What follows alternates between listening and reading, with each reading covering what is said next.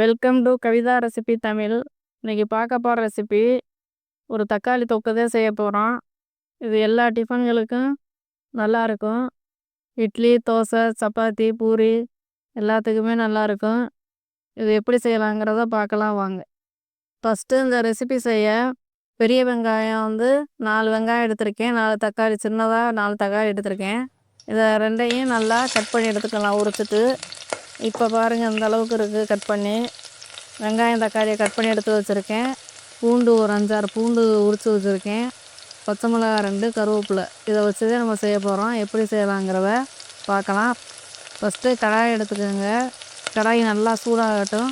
சூடானதுக்கு பின்னாடி தேவைக்கேற்ற மாதிரி எண்ணெய் சேர்த்துக்கலாம். எண்ணெய் நல்லா சூடாகி வர்றப்ப ஒரு 1/4 டீஸ்பூன் சீரகம், கடுகு ஒரு 1/4 டீஸ்பூன் நல்லா பொரிஞ்சு வர்றப்ப இந்த வெங்காயத்தை கொட்டி நல்லா வதக்கிக்கலாம்.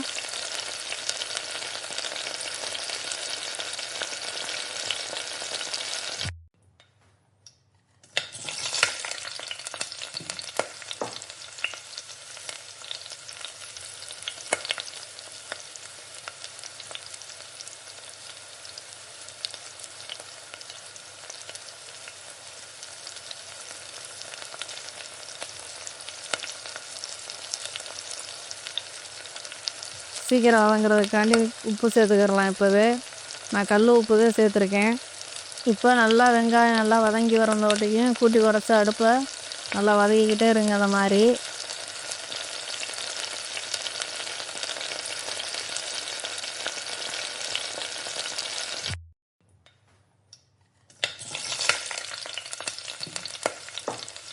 இப்போ இது கூட பச்சை மிளகா சேர்த்துக்கோங்க.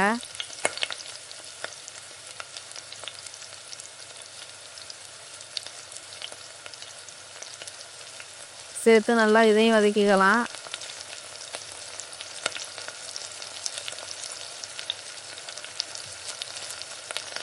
பூண்டு உரித்து வச்சுருக்க பூண்டையும் சேர்த்து நல்லா வதக்கிக்கோங்க. அந்த மாதிரி நல்லா இந்த அளவுக்கு வதங்கி வர்றப்ப தக்காளியை சேர்த்துக்கலாம்.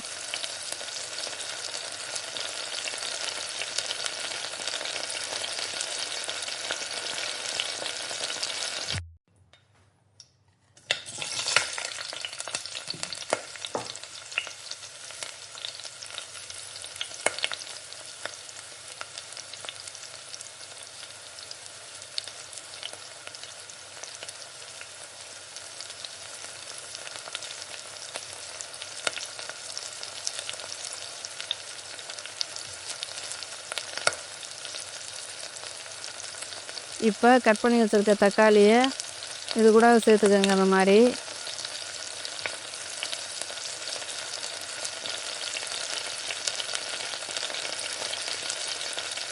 சேர்த்துட்டு நல்லா வதங்கணும். தக்காளி வதங்கிறதுக்கு ஒரு 5 நிமிஷம் ஆகும்.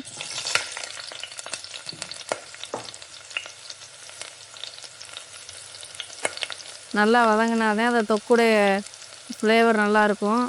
இந்த மாதிரி நல்லா வதக்கிக்கோங்க.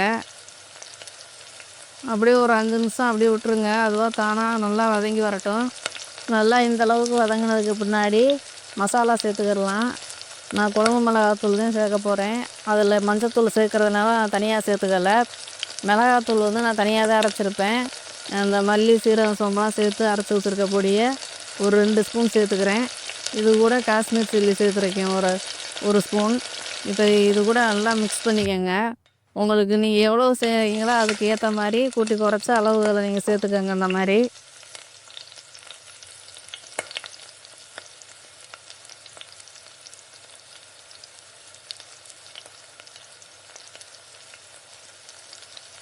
இப்போ இது தேவைக்கேற்ற மாதிரி தண்ணி சேர்த்துக்கலாம்.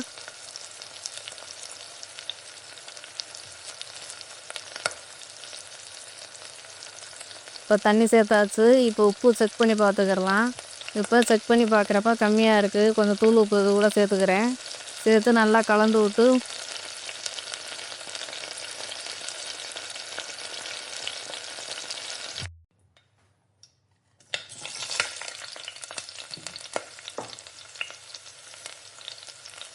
ஒரு மூடி போட்டு ஒரு 5 நிமிஷம் 10 நிமிஷம் அப்படியே விட்டுருங்க. கொஞ்சம் தண்ணியாக இருந்துச்சுன்னா நல்லா திக்காக நல்லா வரணும். எண்ணெயெல்லாம் பிரிஞ்சு பச்சை வாசனை போய் வரணும். அதனால் ஒரு 10 நிமிஷம் நல்லா ஸ்டவ்வை கம்மி பண்ணி வச்சுட்டு நல்லா வேக விடலாம். வெங்காயம் சேர்த்து வதக்கிறப்பவே பெருங்காயத்தூள் சேர்த்துருக்கணும். நான் சேர்க்க மறந்துட்டேன். அதனால் கடைசியாக ஒரு 1/4 டீஸ்பூன் சேர்த்து இது கூட நல்லா கலந்து விட்டு மூடி போட்டு வச்சுக்கிறலாம். இப்போ ஒரு 5 நிமிஷம் அப்படியே நல்லா வேகட்டும். வெந்து நல்லா பச்சை வாசனை போய் நல்லா திக்காக வரணும். அப்போ தான் கொஞ்சம் நல்லாயிருக்கும். டிஃபனுக்கு சாப்பாட்டுக்கு எல்லாத்துக்குமே நல்லாயிருக்கும். இப்போ ஒரு 5 நிமிஷம் ஆயிடுச்சு. இப்போ பாருங்கள் அந்த அளவுக்கு இருக்குது பாருங்கள். ஒரு அருமையான தக்காளி தொக்கு ரெடி ஆயிடுச்சு.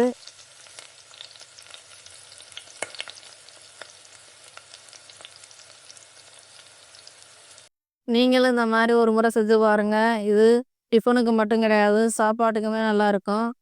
இந்த வீடியோ பிடிச்சிருந்தா லைக் பண்ணுங்கள், ஷேர் பண்ணுங்கள், மறக்காமல் சப்ஸ்கிரைப் பண்ணிடுங்க.